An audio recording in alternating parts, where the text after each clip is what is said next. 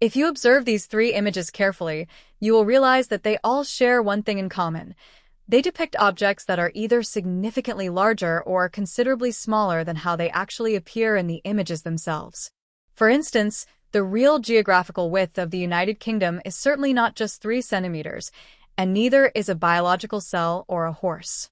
These visuals have been deliberately resized either by scaling them down or up so that they can be displayed clearly and neatly within the limited space available on a screen or a sheet of paper. This method allows us to visualize things that are either too big or too tiny to view comfortably at their original size, making them much easier to comprehend and work with. However, one key aspect that should not be overlooked is that these images are to scale, which means that even though their overall size is changed, all internal proportions remain accurate and consistent. For example, in the case of the horse, the ratio between its height and its length has been preserved exactly as it would be in real life. Now, there is often a bit of confusion regarding the terminology we should use when referring to these kinds of images, and that largely depends on what kind of visual representation we are dealing with. If the image is a photograph, then it is simply called a photo because photographs naturally capture proportions to scale by default. However, if the image is created by hand or generated digitally but still accurately maintains correct proportions, then we refer to it as a scale drawing. If the representation is more schematic or technical but still maintains proportional accuracy, then it is typically called a scale diagram. Additionally, in certain specialized cases such as geographic representations, we simply call it a map, even though it also technically qualifies as a scale diagram. An important element that must be present in all these representations, whether scale drawings, diagrams, or maps, is some form of scale or key.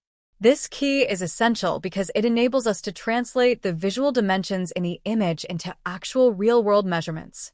There are a few different ways to indicate the scale, but the three most common ones are known as the statement scale, the ratio scale, and the bar scale. The statement scale is the most straightforward and user-friendly method, in which the scale is explicitly written out. For example, 1 centimeter on the image represents 5 kilometers in the real world. So if the distance between 2 points in the image measures 2 centimeters, that would correspond to 10 kilometers in real life, and if it is 3 centimeters, that equals 15 kilometers, and so forth. The next type, known as the ratio scale, is also commonly used and is often seen in maps and technical illustrations.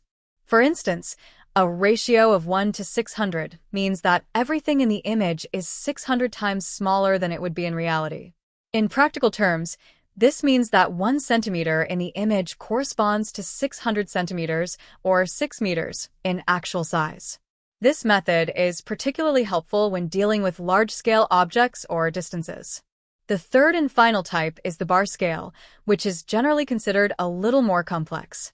It usually appears as a line segment with a label, such as 20 kilometers. The correct way to use it is to measure the length of that bar with a ruler. For example, suppose it measures 2.5 centimeters. That measurement tells you that 2.5 centimeters on the diagram equals 20 kilometers in the real world.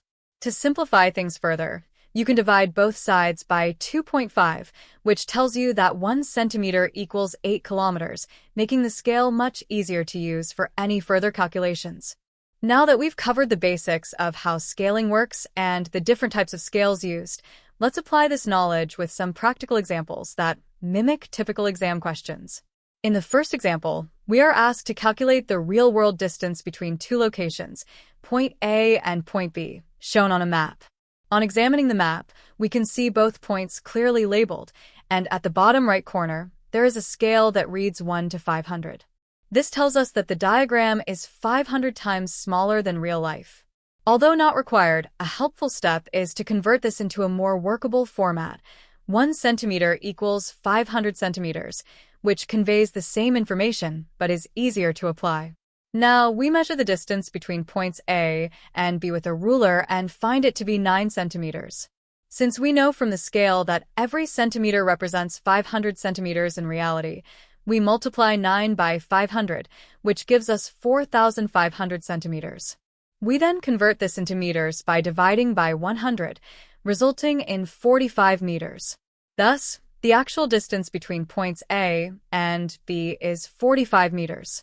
Now, let's consider a different type of question, one that commonly appears in exams.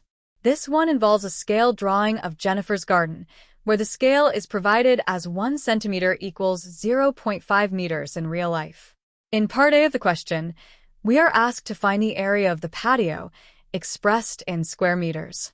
The drawing is placed on a grid, which is a common feature in such questions. Typically, each square on the grid measures 1 centimeter by 1 centimeter, but it's always wise to confirm this by using a ruler. Assuming each square indeed measures 1 centimeter by 1 centimeter, we can either count the squares or measure the sides using a ruler. Let's say the patio measures 8 centimeters in length and 6 centimeters in width. Since 1 centimeter equals 0.5 meters, 8 centimeters becomes 4 meters, and 6 centimeters becomes 3 meters. To calculate the area of the patio, we multiply the length by the width. 4 meters times 3 meters equals 12 square meters. Here's a crucial warning.